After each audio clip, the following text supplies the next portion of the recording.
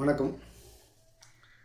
Phoenix digital media தமிழக முதல்வர் திரு Joseph Vijay அவர்கள் ஊழலை ஒழிக்க வேண்டும் என்று கரூர் பொதுக்கூட்டத்தில் பேசியிருக்கார். லஞ்சம் ஊழல் யார் கேட்டாலும் எங்கள் ஆட்சி, அண்ணா ஆட்சி, தம்பி ஆட்சி என்று சொல்லிக்கால். நல்ல விஷயம். ஊழலை ஒழிக்க வேண்டும்னா ஒருத்தரோட பல கை தட்டினா தான் ஊழலை ஒழிக்க முடியும். இது நல்ல விஷயம்.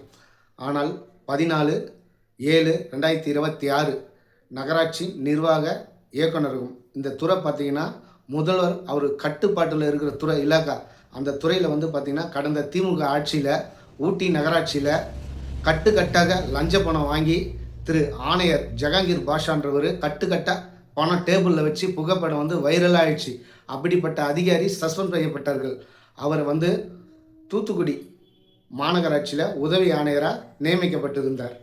தற்போது 14/7/2026 அன்று பார்த்திங்கன்னா அவர் கூடுதல் ஆணையராக கோயில்பட்டி நகராட்சிக்கு மாற்றப்பட்டுள்ளார்.